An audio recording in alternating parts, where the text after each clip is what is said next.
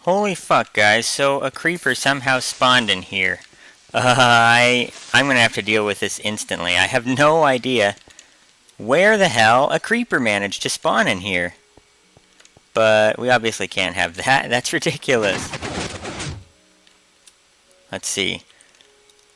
A good way to figure out what the problem is to turn on your, oh, yep. See that? BL says 7. The BL stands for block lighting. This right here. If it's 7 or less, creepers can spawn. So we're going to light this up so that that cannot happen. Well, I'm glad I wasn't like trying to AFK here or something, because that would have been bad. Any place it opens it. So yeah, that's probably where it spawned. Whew. Alright guys, we are all set to build the villager mall. The actual mall part, not just the other stuff that's related to it but isn't actually it. So, what I've done here is I've dug out an area that we need to build this thing. It takes up a good amount of space both below it and above it, so that's what all this here is dug out for. And I placed these iron blocks, and each of these iron blocks represents one of the blocks where a villager is going to be standing on.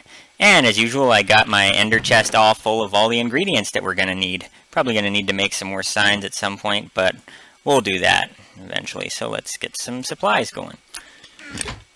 Alright, let's do this. Oh yeah. So, yeah. So on each of these iron blocks there's going to be a pressure plate which the villager will activate when they stand on.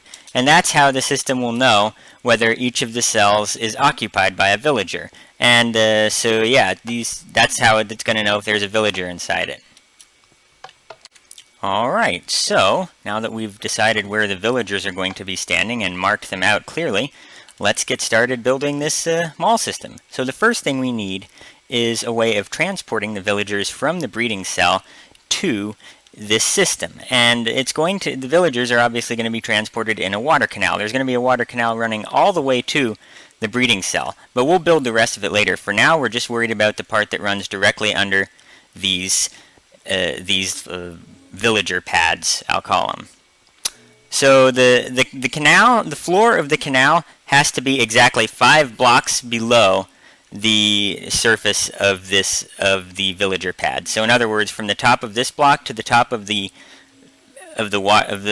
floor of the water canal, of the block that's the floor of the water canal, needs to be 5 blocks. So this is already 1, so 2, 3, 4, 5. And then it has to be located 1 back. So you can't put it here. We have to put the floor right here on this block. And this is going to be the floor of the water canal.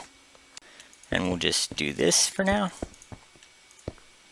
And of course we'll have 2 high walls all the way along it, like this. I'm only going to make them 1 high for now because I want it to be easy for me to jump in and out of the thing while I'm building, but it will be 2 high. I'm also not going to put the water in yet, again, because I don't want to have to be swimming against the current while I'm trying to build. But eventually there will be water. So now we'll get rid of this dirt here.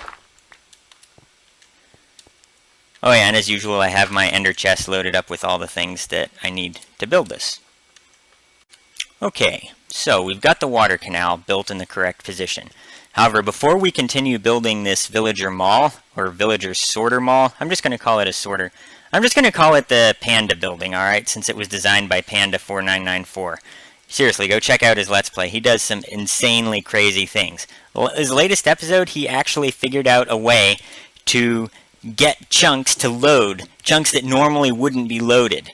It's insane. We're definitely going to be doing that since I think that will solve the problem that we've been having with iron golems with our iron golem farms occasionally jamming. But anyway, that's beside the point. Okay, so before we can actually start building the panda sorter, we have to decide which direction the water is going to be flowing in. And in this case, it's really easy. The breeder cell is located that way, this direction, the direction I'm facing, so we want the water to be flowing this way, which is, so yeah, that simplifies things. Also, you know what, I'm just going to put, no, not you, not here. I'm just going to put the second block of the walls of the water canal on every other one so that we can see where the top of the wall will be, but so that I can still get out while I'm trying to build this thing. Alright, so now that we've decided that is everything we need to have decided before we can start building this thing. Let's get started.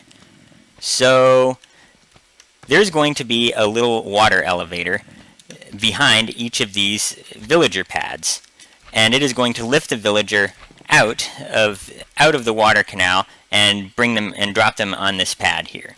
So the water elevator is going to be located right here, right on these blocks where I've left this gap in here for now. This gap isn't necessary, I'm just doing it. There's going to be a water elevator.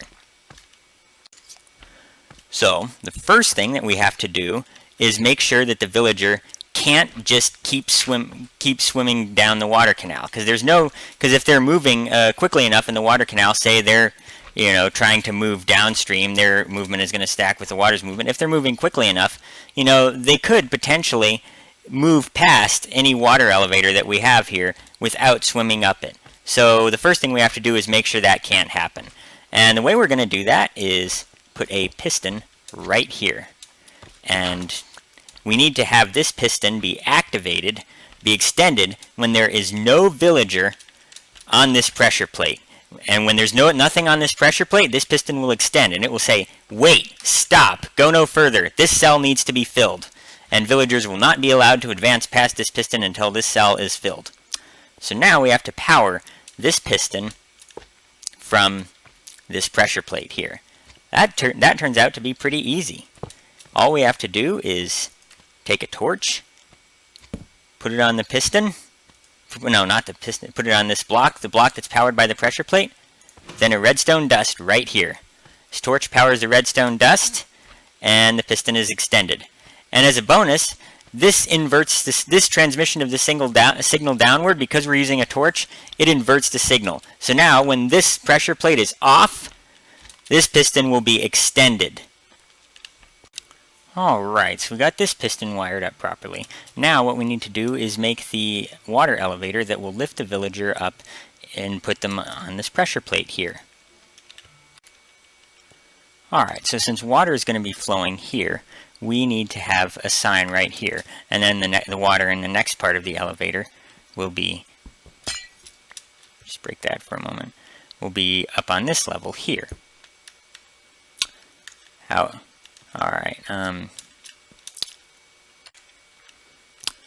however, there's a problem. We don't want the water to be here all the time, because if it's here all the time, then even if this piston is up, the villager might still swim up it. I mean, maybe they'll be going fast enough to move past it, but they might not. So we have to ensure that the water will not be here for the villager to swim up when there is a villager on this pressure plate. So, to do that, what we will do is, first we'll fill this in here, here, because we're going to be building on top of it. We want to have it look the way it's supposed to. We will have a sticky piston push a block into the space where this water block would be, so that when a villager is on the pressure plate, this piston will extend and this one will retract, allowing villagers to pass through and preventing any other villagers from swimming up here. However, there's a slight problem. And that problem is, if we have a source block here and this piston pushes a block into it, then the source block gets destroyed. And we don't want that, because then we'd have to replace the source block every time we wanted to have a new villager come in. And that's not ideal. So what we do is we use flowing water. We'll just make some blocks around here. We'll put a block of flowing water right here, and then the source block is here, and so this will just destroy the flowing water, which will be replenished by the source block whenever we need to.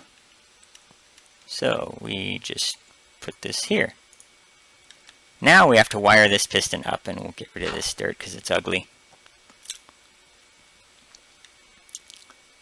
So this signal is inverted for this piston here. However, this piston needs a non-inverted signal. So what we have to do is, oops, wrong type of block, is use another torch to power this. Let's see. because in Minecraft, in Redstone at least, 2 wrongs make a right. So you wrong a signal 2 times and you get the right signal. So yeah, something like that anyway. And then we just have a block, and you can put it on the side of the redstone there, like that, and we'll put a torch on it. I believe Panda says that, and I'm a little unclear how this torch is able to power this piston. Panda calls it butt powering, and I don't really understand exactly how it works or when you can butt power something, but we'll just roll with it because it works, so I'm not going to argue with something that works. And yeah, when you place the torch, the piston extends and retracts so quickly that it's not able to retrieve this block of glowstone, so I'm just going to do that. So now, there is a water elevator here, but when there is no villager on the pressure plate, this water elevator will be here. But if something stands on the pressure plate, like a villager, see, that block is in the way, and now there's no water elevator down there, so new villagers will not be able to swim up here, which is what we want, because this is occupied. So we don't want 2 villagers in one cell. Now, it's very important that you use a special kind of block for the one that's right next to the piston. You have to use a transparent block, but a transparent block that can have redstone placed on top of it, obviously. There are basically 2 blocks you could use. You can use glowstone, like I did, or you can use an upside-down half slab. So in other words, a half slab that is where the top of it is level with the top of a full block, like this. I may do that for here because I don't know, I think I kind of like the way upside-down half slabs look a little bit better, but whatever, it's all personal preference, really. You know what, I think I'm going to do that. So we'll put an upside-down half slab here, put some redstone on it, and there we go. And the reason you have to use a transparent block that can hold redstone is because transparent blocks do not get powered when there's redstone placed on them. They can have redstone on them, but a transparent block does not get powered. So that means that if we used like a solid block, then this piston would be powered by this redstone powering the block next to it, and we don't want that. We only want the piston to be powered by this torch, so we have to use glowstone or an upside-down half slab. Alright, sweet. We've already wired 2 of the pistons that we need to. So the next part of this villager mall is a little bit it's a little bit hard to understand and maybe a bit hard to follow, so please just try to bear with me. I'll do the best I can to explain things, but it's going to be it can be a bit tough to follow. But please just bear with me. It'll all make sense in the end. So what we have to do, of course, is first thing we do is just extend the water elevator upward, and we'll do that by having a block here. Now, for various reasons, we need to have a half slab, and you know what? I'm going to go make some half slabs real fast because I did decide to use them instead of the glowstone.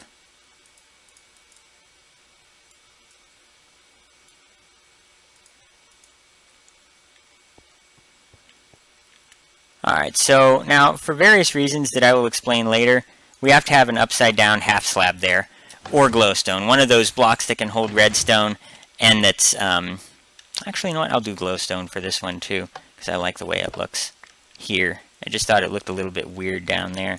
So we'll do glowstone at the top, and upside down half slab down here, since there's already glowstone from that piston.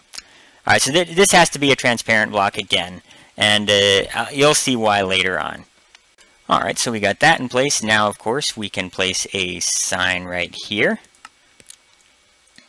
And we'll place a source block right here. So we have a source block right here. The villager will swim up, and they'll be pushed onto the pressure plate. And we'll be pushing them onto the pressure plate by another water stream. Now, this is the part that can be a little bit tough to follow. So first, we place a block on top of here. This block will be powered by that torch. Then we place redstone dust right here. That's going to be powered by this block that's powered. Then you place a block behind this redstone dust, which is going to get powered by the redstone dust. And then you put a torch behind this block block on top of the torch, another torch, then another block on top of the torch and on top of this block, and I need you put a redstone dust.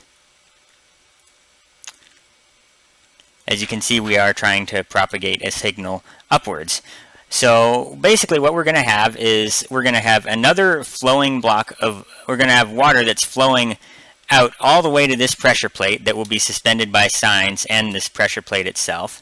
And that's going to push the villager out and act as a water elevator. Alright, so it's going to push the villager onto this pressure plate. Then we're going to have a piston above that that is going to cut it off, just like we had with the water down there, the piston cutting off the water. However, when we want to get rid of a villager, we'll pull that piston back so that the water flows out while they're standing there. And that will allow them to swim up another water elevator that is going to be directly above this pressure plate to a water canal that is going to dispose of them properly.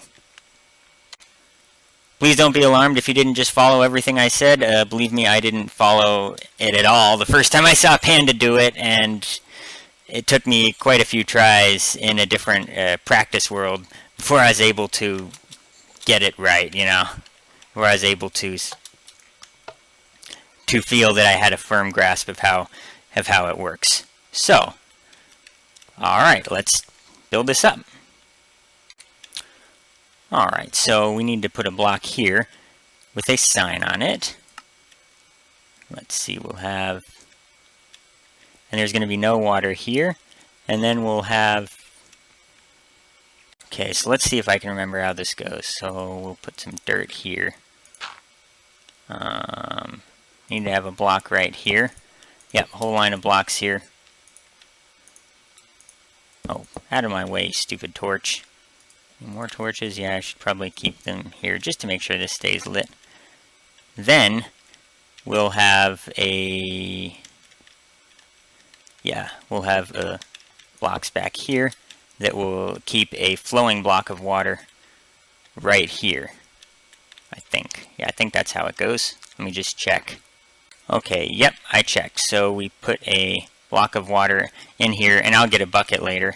Then we build out one here, and we will put a sign right here. Ah! Fell. Can I make it up? So we'll have a block of flowing water right here that will flow all the way out and be suspended by this sign, this pressure plate, and then it will be held in by this sign so that it doesn't flow out all over our redstone. Okay, so I just made an infinite water source right there, and so now we can put the flowing water in here. Now before you place this, make sure that you have all the signs in place, because water will wash away redstone, which is no fun. So, yep. And see, this is going to push the villager onto this pressure plate. And also this will form a water elevator here so that when we want to, we can dispose of the villager properly. Villagers must be recycled or disposed of properly. Wow, that's a little bit macabre, but whatever. It's just a game. Okay, so now what we have to do is make a piston, and this is where the logic of the redstone gets a little bit complicated. We have to make a piston that, when a villager lands on that pressure plate, will shut off this water stream so that the villager can't swim up it. So to do that, oh, wrong spot.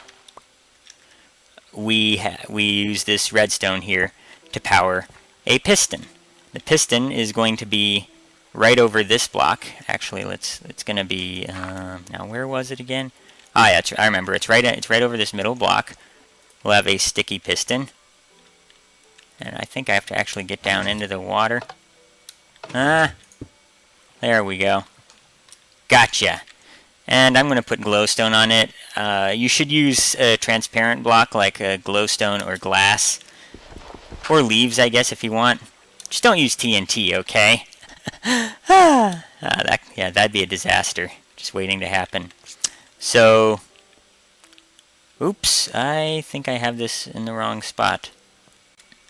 Alright guys, so I accidentally put the piston in the wrong place the first time. It's supposed to be one block lower and directly over this center block so that the piston will, it's behind the pressure plate, and the butt of the piston is one block below. The top of the piston is one block below the top of this block here. And when this piston extends, it will cut off this water so that the villager can't swim up it when they're in here and they're standing on the pressure plate. Oh yeah, and to power the piston, you simply put a block on top of it, like that, and you put a torch there. And the piston will extend and do that extend and retract quickly thing, which happens when you place a torch on something. The torch is placed in the on position, but then it quickly turns off, and makes the piston become detached from this block. To fix it, all you have to do is jump onto the pressure plate, and this piston will once again grab the glowstone. So yeah, when a villager swims up the water elevator, and we'll just demonstrate pretending that we're a villager. I guess we have to come in from the other side, though.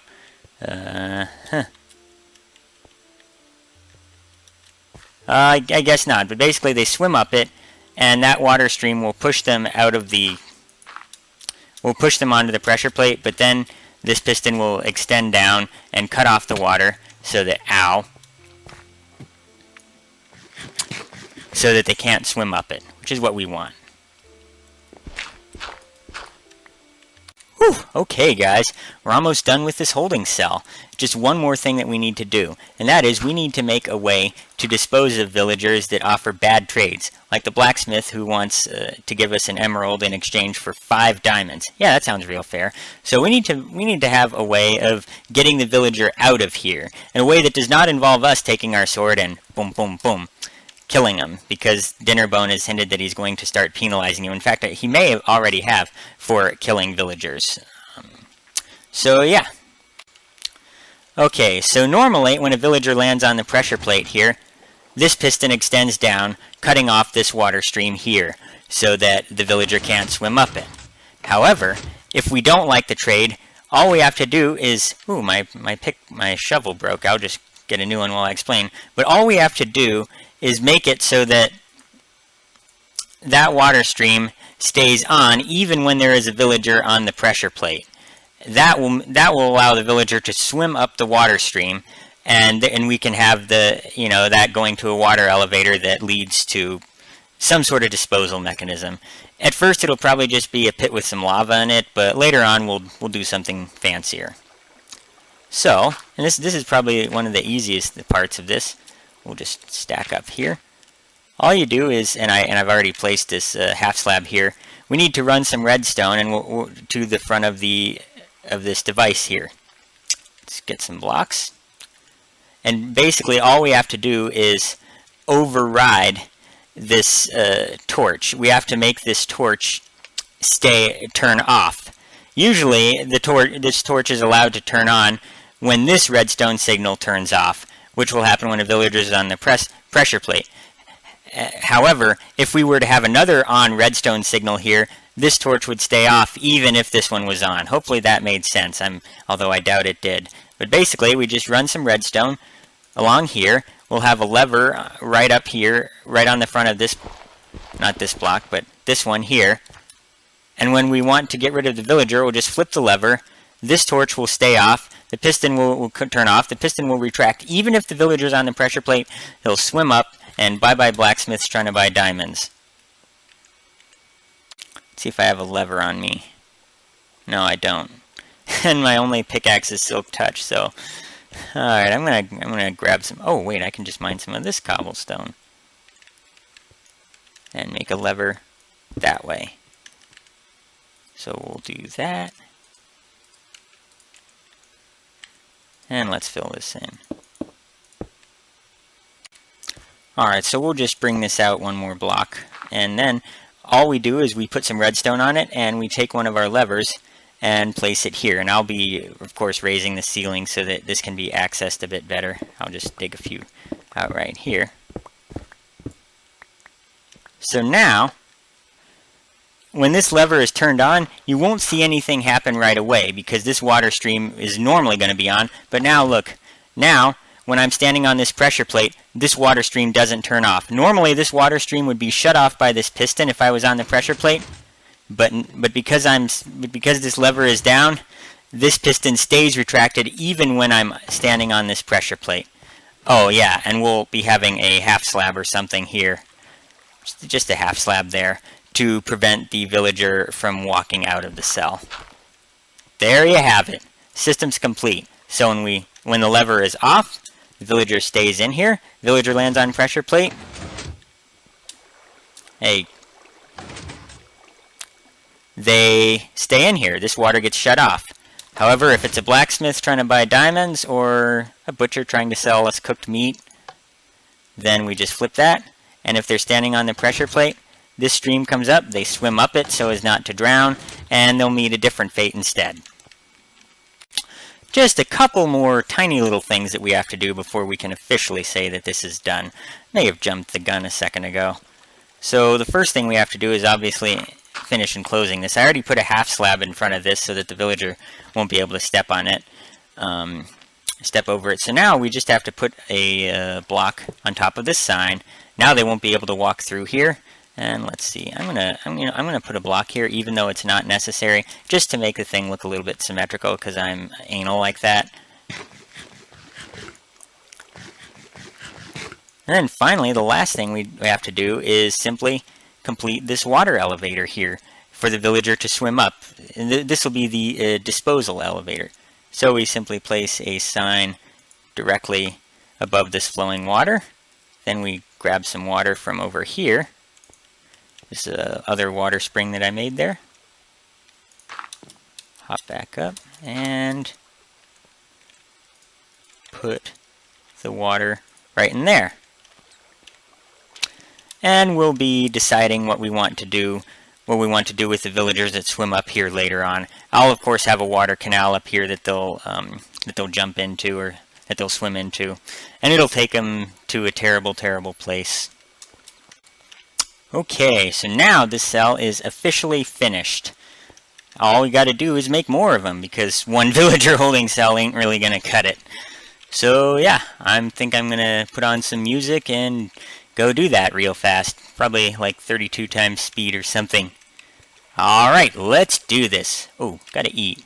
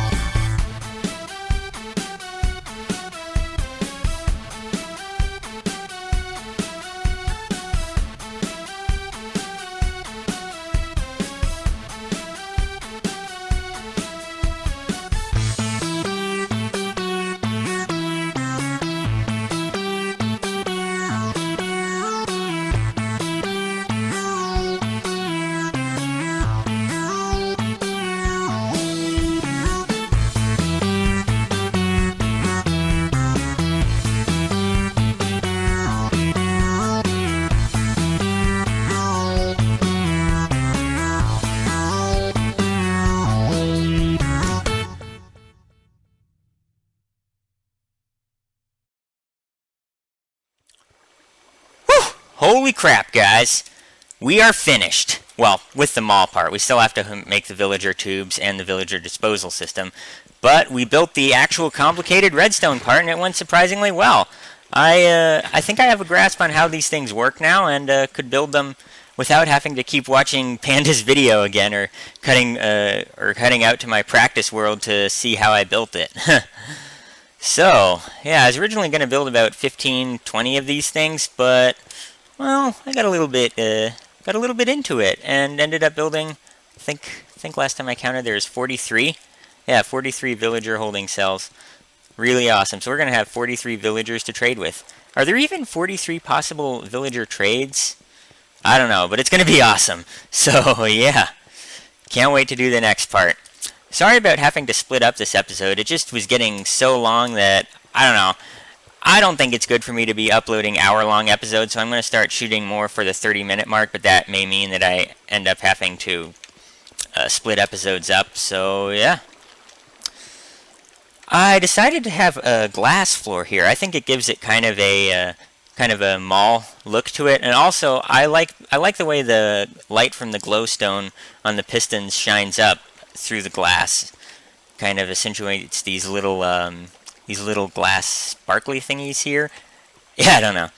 But yeah, let me know what you think of how it looks. I'm obviously not going to be keeping the stone floor, the stone ceiling. I'll probably have maybe stone slabs, upside down half slabs between here. Although, maybe I'll have to have them right side up. And something that I discovered, this end of the villager mall is in a slime chunk, so any solid blocks that we have exposed are going to have slime spawning on them, even if we light them up, because remember, below level 40 in slime chunks, slimes can spawn at any light level. Just the way ghasts and zombie pigmen spawn in the nether. Okay guys, so that's it for this episode. I hope you enjoyed, and please give me some feedback on how I'm doing, any suggestions that you have. If you find anything that I do annoying, please let me know. I will not take it the wrong way or get all butthurt or offended or anything, so feel free to be brutal with your comments. Yeah, next episode we'll also be making a control room, a proper control room, although I'll probably be doing that off camera. So yeah, next episode we will be doing the tubing to hook up our villager breeder to this strip mall. And I'm going to turn the villager breeder off because I don't want a bunch of villagers spawning just yet. It's close to capacity, so it won't be too long once we build the tubing for villagers to start spawning and coming in. Alright guys, peace out. Please remember to rate, comment, and subscribe. And yeah, blah blah blah, all that shit that you hear on every YouTube video. Peace out guys. And please don't turn anyone into zombies in real life. It's actually frowned upon in by most of society. Actually, I was getting some lag, so I figured, why not end the episode in my favorite room in the entire complex?